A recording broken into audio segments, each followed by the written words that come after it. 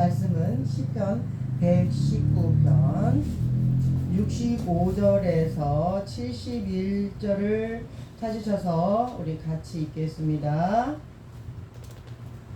시편 119편 65편에서 71절.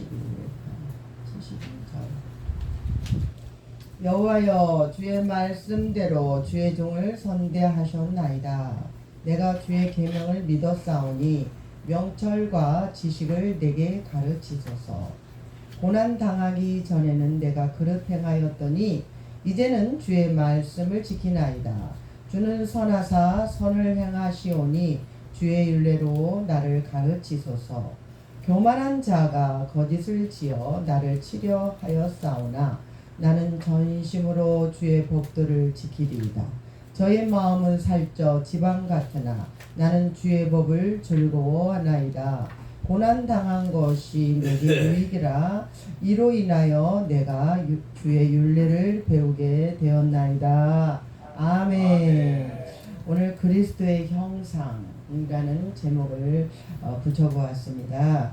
오늘 말씀은 고난 당하기 전에는 그 타락한 생활을 했으나 이제 그 고난을 통해서 하나님의 긍휼과 또한 그 말씀의 그 귀중함을 깨닫게 되었다는 고백의 말씀인 줄 믿습니다. 아멘. 그렇게 하나님의 말씀을 고백하는 말씀을 깨달았다면 우리는 어떻게 행하여야 되고, 우리가 하나님의 말씀에 겸허하게 정말 더 단단하여지고 더 겸손하여지고 하나님의 말씀에 들어가야 되는데, 저번 주에도 말씀한 것처럼 우리는 어떻게 해야 될까? 어떻게? 영성 훈련을 통해서 하나님께 더 진실하게 가야 된다는 사실입니다. 다 잃어버리셨죠? 그래서 영성이란 그 성도의 거듭난 영혼에 성령님이 내 안에 쑥 들어오셔서 그 예수님의 그 인격을 닮아가는 것이죠. 그리고 그 예수님의 품성을 닮아가고 입혀가는 것이다 라는 것입니다. 아멘. 네, 성령님이 내 안에 들어오시게 되면은 우리는 어떻게 해요? 하나님과 끊임없이 교제를 나누죠. 그죠? 길을 걸어가나 잠을 자나 하나님 아버지 부르면서 아버지한테 매달리잖아요. 여러분 그렇죠? 네, 기도합니다. 기도하지 않으셔요? 네, 어떤 분이 그랬어요. 30분 기도한 사람 손 들어보세요. 하루에. 네? 손 들어보세요 그랬어. 근데 손을 하나도 안 들더래. 그럼 15분 기도한 사람 들어보세요 그랬더니 서너 명 들더라는 거죠. 그럼 5분 동안 기도하시는 분 손 들어보세요 그랬더니 서너 명 들었다는데, 그만큼 기도하는 시간이 적다는 겁니다. 7시간 기도하는 거. 아, 그렇죠. 그런 분도 있죠. 예, 7시간 기도하십니까? 예, 우리 박선민 목사님은 하루에 7시간씩 하나님과 친밀한 교제를 나누면서 기도를 하지만 평신도들은 그렇게 교회만 왔다만 가지 그렇게 기도하는 시간이 적잖아요. 그죠? 솔직히 말하면 그렇습니다. 우리도 평신도일 때는 그렇게 깊이 들어가지 않으면은 하나님과 친밀한 교제를 나눌 수가 없어요. 네, 그렇습니다. 우리는 늘 그래서 나가나 들어가나 또 걸어가나 잠을 자나 주님과 늘 교제함을 가지면서 늘 속으로 방언으로 기도하고 주님 물어보면서 성령의 지도와 인도를 받으면서 가고 있는 줄 믿습니다. 그래서 우리는 늘 내 영혼에 그 예수님의 인격이 입혀지고 그로 인해서 내 삶에 맺어지는 그 저번에도 말했던 성령의 열매를 맺어야 되는데 성령의 열매를 맺으려고 노력하고 있잖아요. 그죠?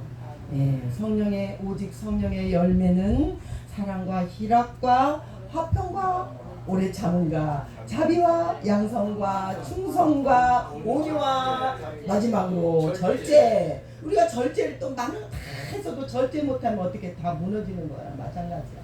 우리가 내가 할 수 있고 싶을 때 내가 하고자 하는데 그 절제를 못해가지고 정말 다 망쳐드는 일들이 있습니다. 이렇게 우리는 이 9가지의 성령의 열매를 주렁주렁 맺으면서 우리가 나아가야 되는데, 오늘 영성이란 무엇이고 영성의 훈련이라는 게 무엇이고 영성의 출발점이라는 게 무엇일까? 라고 말씀합니다. 오늘 영성의 출발점은 어때요? 우리가 하나님의 사랑, 그죠? 하나님의 사랑, 이웃사랑이에요. 우리 하나님의 사랑, 그 사랑을 우리가 내 속에서 내 속으로 받아들여야 됩니다.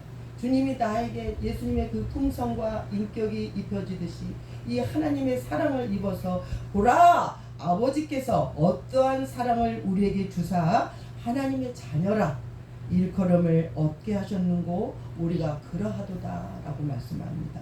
요한일서 3장 1절에 말씀합니다. 그러면 우리가 말씀하듯이 기독교 영성의 출발점은 우리 죄인을 위해서, 누구를 위해서? 죄인을 위해서 자기 몸, 우리 예수님의 몸을 내어주신 분이시지 않습니까?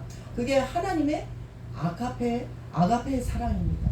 그 순수한 아무 저기도 없이 주시는 그 하나님의 사랑, 아가페의 사랑을 우리는 받은 저희들입니다.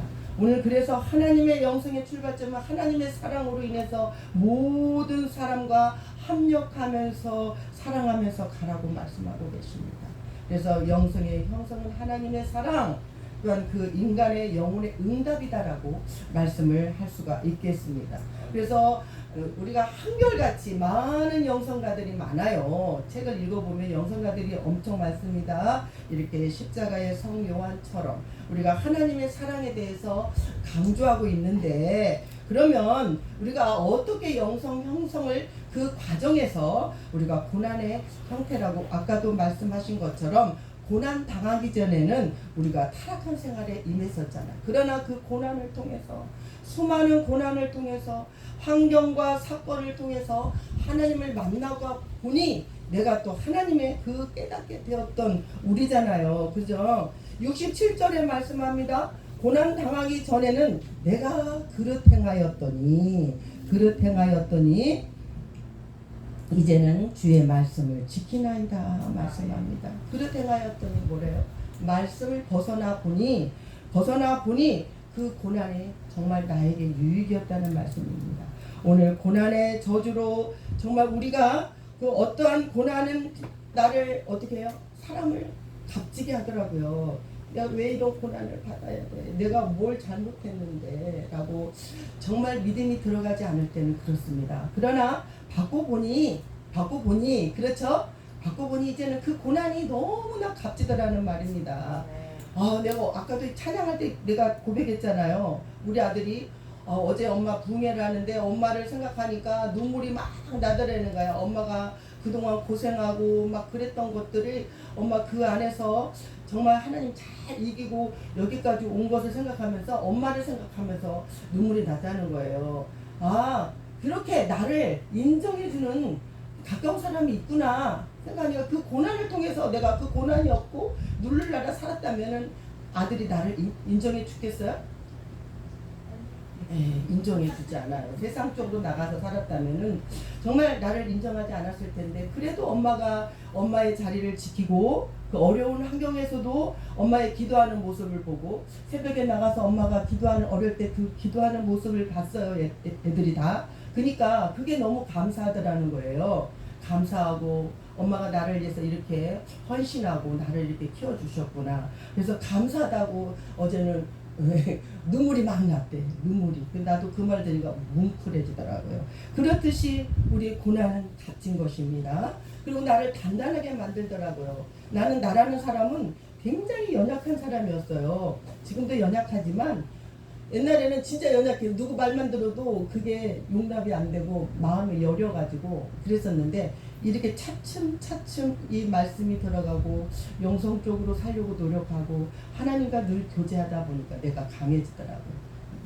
육이 강해지면 안 되는데, 그래도 육을 없애려고, 육의 자아를 없애려고 늘 노력하면서 정말 영의 영의 길로 가려고 노력을 하니까 내가 더 강해지는 거예요. 어떻게? 어떠한 두려움도 이길 수가 있어요. 두려움 말라, 놀라지 말라. 내가 너의 하나님이 되느니 내가 너와 함께하리라 말씀하시잖아요. 그 말씀 의지하면서 여기까지 오게 된 것이 얼마나 값지고 나를 단단하게 만든 것이었는지 감사를 드립니다. 하나님 앞에. 오늘 그래서 우리가 정말 성도로서의 그 견고한 그 육신적인 자아를 다 깨뜨리고 나니까 하나님의 말씀과 성령의 인도함에 따라서 복종하게 되잖아요. 때로는 내 의견이 틀리고 상대방의 의견이 틀려서 아니다라고 부정을 하지만 그래도 그 안에서는 하나님 앞에 물어보면서 또 나를 내려놓는 연습을 계속 하게 돼요. 그래서 하나님의 그것이 뭐예요? 사랑의 선물이다. 하나님의 선물이다. 나를 내려놓기 위한 것은 하나님의 선물이다. 얼마나 감사한지 몰라요. 그래서 매 순간마다 찬양할 때도 하나님 앞에 드릴 때도 찬양하며 드릴 때도 내 속에서 복받쳐 오르는 하나님의 감사의 고백을 할 수 있는 것이 하나님의 선물이구나.